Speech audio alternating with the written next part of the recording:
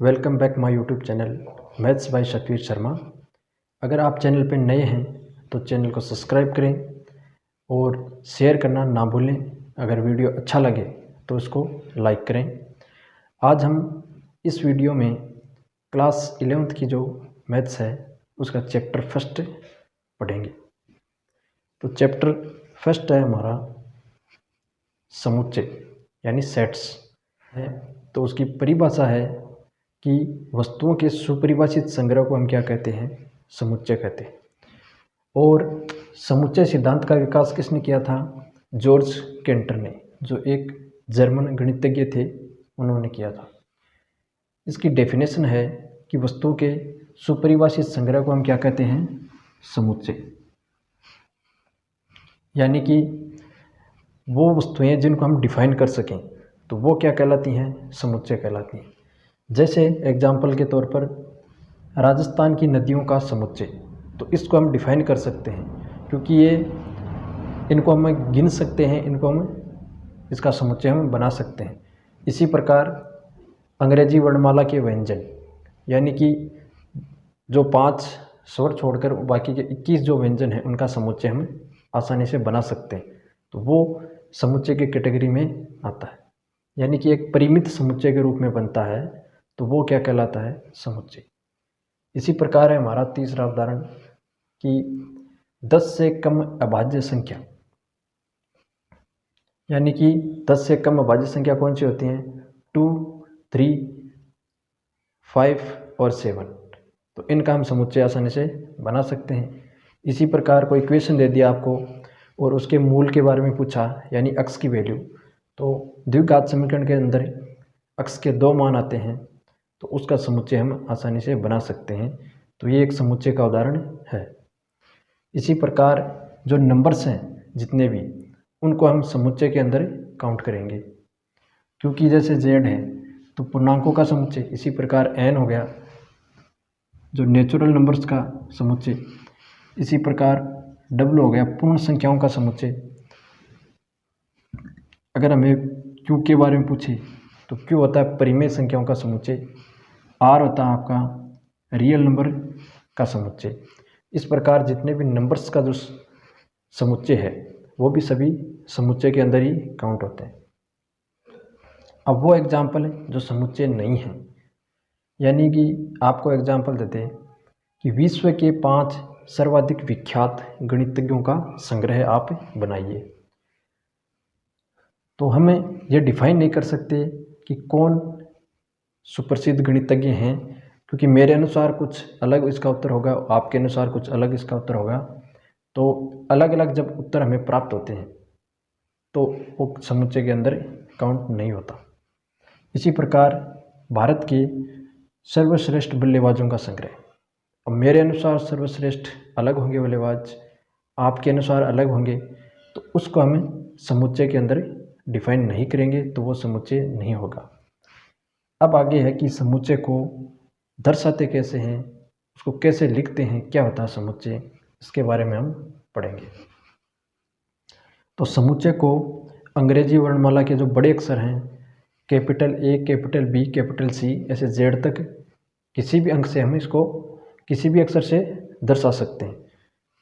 और इसके समुच्चय के जो अवयव हैं, यानी इनको हम सदस्य भी बोल सकते हैं, वस्तु भी बोल सकते हैं, को हम जो अंग्रेजी वर्णमाला के स्मॉल लेटर्स हैं ABCD Z तक से दर्शाते हैं।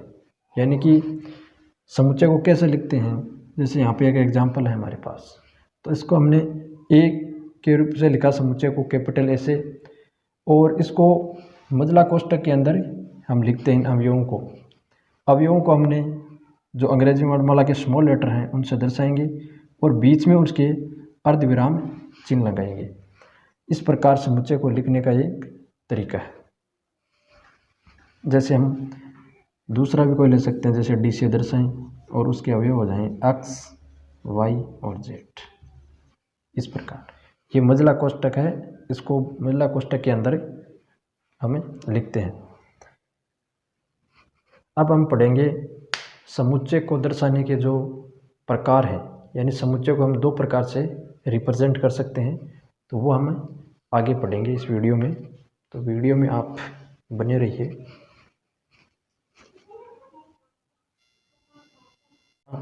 समुच्चय को दर्शाने का जो तरीका है उसको हम दो प्रकार से समुच्चय को दर्शा सकते हैं।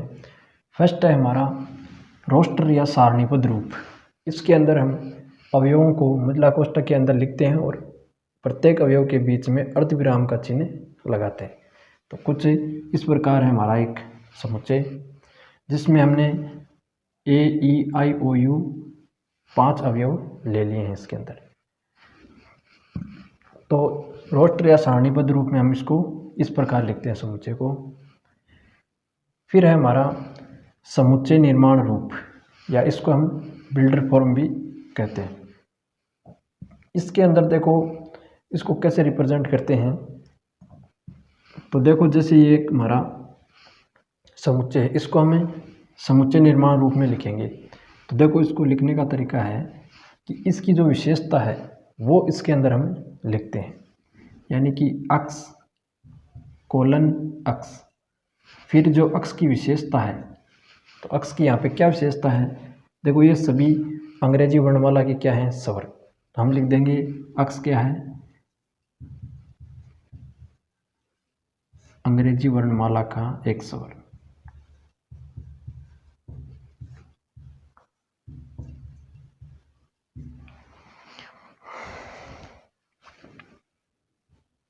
का एक स्वर है। इस प्रकार हमें इसकी विशेषता को समुच्चय निर्माण रूप में लिखते हैं। तो इसको समुच्चय को इस प्रकार हम लिखते हैं। इस चिन्ह को हम बोलते हैं कोलन। जो ये चिन्ह हम यहाँ पे यूज करते हैं, अक्ष के स्थान पर आप कोई दूसरा अल्फ़ाबेट भी यूज कर सकते हैं, वाई भी कर सकते हैं, जेड भी कर सकते हैं। अब इसमें हमारा एग्जाम्पल नंबर फर्स्ट है कि x square plus x minus 2 बराबर 0 का जो हल समुच्चय है उसको रोस्टर रूप में लिखिए। तो सबसे पहले जो एक द्विघात समीकरण है इसको सोल्व करेंगे, फिर इसके जो अक्ष के मान आएंगे उनको हम एक समुच्चय के रूप में जो इसका सारणीबद्ध रूप है इसको इसमें लिखेंगे। तो इसको सोल्व करने से हमने पहले 9th क्लास में ये सब सीख लिया है। जो चैनल पे इसका 9th क्लास का वीडियो है हमारे, तो आप प्ले लिस्ट में जा कर के उसे देख सकते हैं। उसमें हमें बताया हुआ है कि गुणनखंड विधि, इसको 2-3 विधि से हम हल कर सकते हैं। तो देखो हमें इसको ऐसे रूप में तोड़ना है x को, ताकि हमारे पास क्या है माइनस 2x स्क्वायर। तो इसको देखो इस रूप में लिख लेंगे हम, x स्क्वायर माइनस x और प्लस 2x माइनस 2 बराबर 0। अब यहाँ से इसको सोल्व करने पर माइनस 2x स्क्वायर आना चाहिए, तो आ रहा है, और इसको सोल्व करने पर क्या आना चाहिए प्लस x, तो वो भी हमारे पास आ रहा है। अब इसको आप आगे सोल्व करेंगे तो इस दोनों में से हमें अलग कॉमन लेना है और यहाँ से अलग कॉमन लेना है। तो यहाँ से देखो क्या कॉमन आ रहा है x, तो यहाँ पे क्या बचेगा x माइनस 1। यहाँ पे देखो हम प्लस का 2 कॉमन ले लेंगे तो x माइनस 1 हमारा बचेगा बराबर 0। फिर इस पूरी संख्या में से और इस पूरी संख्या में से x माइनस 1 आपका बाहर कॉमन आ रहा है, तो इसको हमें कॉमन ले लेंगे। फिर यहाँ पे क्या बचेगा x और यहाँ पे प्लस का 2 बराबर 0। तो ये एक द्विघात समीकरण को सोल्व करने का ऐसे एक तरीका है। तो इसमें हमारा कोष्टक है वो दोनों सेम रहने चाहिए, तभी हम इसको इसे सोल्व कर सकते हैं। अब जो हमारे पास आया इसको एक बार इसको बराबर 0 करेंगे और एक बार इस गुणनखंड के बराबर 0 करेंगे, तो यह आ जाएगा x माइनस 1 बराबर 0 और एक आ जाएगा आपके पास x प्लस 2 बराबर 0। यहाँ से x की वैल्यू आई हमारे पास 1 को इधर लाएंगे तो ये हो जाएगा प्लस। फिर यहाँ से x की वैल्यू आई हमारे पास माइनस 2, तो इसको इस तरह से सोल्व करेंगे। तो इस x के दो वैल्यू आ गए आपके पास 1 और माइनस 2। x की पावर में जितने x की घात होती है उतने ही x की वैल्यू यहाँ पर मिलती है हमें। तो x की पावर 2 है तो 2 मान आ गए, और 3 घात होती है तो 3। इसको कैसे लिखेंगे समुच्चय के रूप में, मैंने मान लिया ये है। एक तो उत्तर है 1 और एक है -2। तो इसको इस प्रकार रोस्टर रूप में हम लिख लेंगे।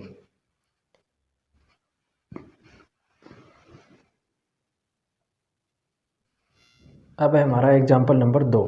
तो इसमें हमें दे रखा है कि समुच्चय दे रखा है हमें, समुच्चय निर्माण विधि में इस दे रखा है इसको, यानी कि अक्स एक धन पूर्णांक है और अक्स स्क्वायर < 40, यानी कि वो संख्याएं लेनी है हमें समुच्चय के अंदर जो एक धन पूर्णांक हो और उसका स्क्वायर करने पर वो 40 से कम होना चाहिए।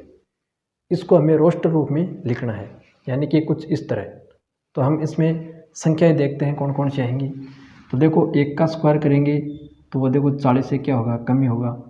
फिर 2 का स्क्वायर करेंगे यानी कि 4, तो वो भी 40 से कम है, यानी कि इसके अंदर 1 आएगा, 2 भी आएगा। 3 का स्क्वायर करेंगे तो 9 होगा, वो भी 40 से क्या है, कम।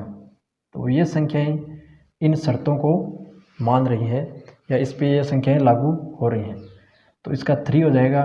फिर देखो 4, 5 का स्क्वायर करेंगे तो आएगा 25, यानी कि वो 40 से छोटा है। फिर 6, इसका होता है 36 भी 40 से कम है। फिर आपका देखो 7, तो 7 का स्क्वायर कितना होगा, 49, जो कि 40 से छोटा नहीं है, अतः 7 इसके अंदर हमें नहीं लेंगे संख्या। तो इसके अंदर कौन कौन सी संख्या आएंगी, 1 से 6 तक, यानी इन सभी संख्याओं का जो स्क्वायर है वो 40 से कम होगा। तो इसको इस तरह दोनों कंडीशन लागू होनी चाहिए, एक धन पूर्णांक भी होना चाहिए और उसका स्क्वायर करने पर 40 से कम भी होना चाहिए वो संख्या। वही संख्या समुच्चय के अंदर हमें लिखनी है। फिर है आपका एग्जाम्पल नंबर 3। इसमें दे रखा है समुच्चय ए, ये रोस्टर रूप में हमें पहले दे रखा है, समुच्चय निर्माण में से चेंज करना है। इसमें हमें संख्याएं दे रखी हैं 1, 4, 9, 16, 25, ऐसे संख्याएं चल रही हैं आगे। हमें इसे समुच्चय निर्माण रूप में चेंज करना है। तो देखो कैसे चेंज करेंगे। तो इसको लिखने का तरीका होता है, देखो क्या हम x लिख सकते हैं, y भी लिख सकते हैं। अब हमें इन संख्याओं की विशेषता देखनी है। तो देखो ये 1 का स्क्वायर है, ये संख्या 2 का स्क्वायर है, ये संख्या 3 का स्क्वायर है, ये 4 का स्क्वायर, इस प्रकार संख्याएं चल रही हैं। तो हम इसको लिख सकते हैं कि x बराबर x एक प्राकृत संख्या का क्या है, वर्ग। इस प्रकार इन संख्याओं की जो विशेषता है वो हम इसके अंदर लिखते हैं। इसको आप इस प्रकार भी लिख सकते हो कि x बराबर n स्क्वायर और n बिलोंग्स टू n, यानी कि n का स्क्वायर हो रहा है और n प्राकृत संख्याएं हैं, 1 से लेके आगे बढ़ रही हैं संख्याएं ऐसे। तो ये इसका हो गया समुच्चय निर्माण रूल नंबर 4। इसके अंदर हमें जो समुच्चय के रूप में दे रखा है इसको हमें समुच्चय निर्माण रूप में लिखना है, यानी रोस्टर रूप में दे रखा है क्वेश्चन और समुच्चय निर्माण में लिखना है। तो देखो संख्याएं दे रखी हैं 1/2, 2/3, 3/4, यानी कि इसमें कुछ विशेषता ही है संख्याओं में। अब देखो जो ऊपर वाली संख्या है वो नीचे वाली संख्या से 1 कम है, यानी नीचे वाली अधिक है। यहाँ पर जैसे 2 है तो 3 है, 1 अधिक है नीचे वाली संख्या। तो इसको हम लिख देंगे x बराबर, अब इसमें संबंध लिख देंगे तो ऊपर वाली संख्या को हम n मानेंगे तो नीचे वाली संख्या n+1 हो जाएगी। और n बिलोंग्स टू आपका हो जाएगा n, और n की क्या विशेषता होगी, क्योंकि लिमिटेड संख्याएं हैं, अनंत तक नहीं चल रही हैं, इसलिए हम n को लिमिटेड करेंगे यहाँ पे। तो n की वैल्यू 1 के बराबर और 1 से बड़ी और 6 तक, इस प्रकार इसको लिखेंगे। यानी 1 से लेकर 6 तक आप वैल्यू इनपुट करेंगे इस सूत्र में तो आपके पास ये समुच्चय निकल के आएगा। इसको इस प्रकार से समुच्चय निर्माण रूप में हम लिखते हैं, यानी कि इसकी जो सूत्र बन रहा है तो सूत्र लिखो या इस संख्याओं की जो विशेषता है वो आप लिखिए। एग्जाम्पल नंबर 5 है। इसमें एक तरफ आपको दे रखा है रोस्टर रूप और दूसरी तरफ दे रखा है समुच्चय निर्माण रूप। हमें इनका मिलान करना है। तो देखो इधर वाले को हम सोल्व करेंगे तो इनमें दे रखा है कि x एक धन पूर्णांक है वह 18 का भाजक है। तो आप इधर देखिए ऐसी कौन सी संख्याएं हैं जो 18 की भाजक हो, यानी 18 को बराबर पूरा पूरा डिवाइड करें और धन पूर्णांक होनी चाहिए, यानी पॉजिटिव संख्या होनी चाहिए। तो देखो इस समुच्चय में इस रोस्टर रूप में आप देखिए 1 2 3 6 9 ये सभी संख्याएं 18 को विभाजित करती हैं और धन पूर्णांक है। तो इसका संबंध होगा ए से। इसी प्रकार देखिए सेकंड में x एक पूर्णांक है और एक इक्वेशन दे रखी है हमें, उसमें दे रखा है x² -9 बराबर 0। तो इसको आप सोल्व करेंगे तो x की दो वैल्यू आएंगी आपके पास। x² बराबर कितना आ जाएगा 9 और x बराबर कितना आ जाएगा +-3, यानी इसका आंसर क्या आएगा +-3, यानी एक प्लस की वैल्यू 3 और एक -3। देखिए कौन से में ऐसी संख्याएं इसमें है, यानी इसका हल है ये। तो ये 2 नंबर से कनेक्ट हो जाएगा, इसका आंसर होगा तो दूसरा। इसी प्रकार देखिए तीसरे में x एक पूर्णांक है और x+1 बराबर 1 दे रखा है आपको। इसको सोल्व करेंगे तो एक को हम दाएं पक्ष में ले जाएंगे तो ये 1 - 1 बराबर 0, यानी x की वैल्यू क्या आई 0। अब यहाँ देखिए 0 कहाँ पे है, ये रहा, ये इससे C से कनेक्ट होगा। अब 4 नंबर में दे रखा है x एक, यानी कि शब्द प्रिंसिपल का एक अक्षर है, यानी कि इसके जो अक्षर हैं उनका जब समुच्चय बढ़ाएंगे तो कोई भी शब्द रिपीट नहीं होना चाहिए, वही अक्षर लेंगे। जैसे P लेंगे, R लेंगे, I लेंगे, N लेंगे, C लेंगे। अब I दोबारा आ गया, इसको हम समुच्चय में शामिल नहीं करेंगे, P को भी नहीं करेंगे, एक को करेंगे क्योंकि एक बार तो करना ही है। तो इसमें देखो इस प्रकार आपका समुच्चय बनेगा। तो शब्द का समुच्चय बनाने के लिए ये कनेक्ट हो जाएगा D से। इस प्रकार एग्जाम्पल नंबर आपका 5 कंप्लीट हुआ।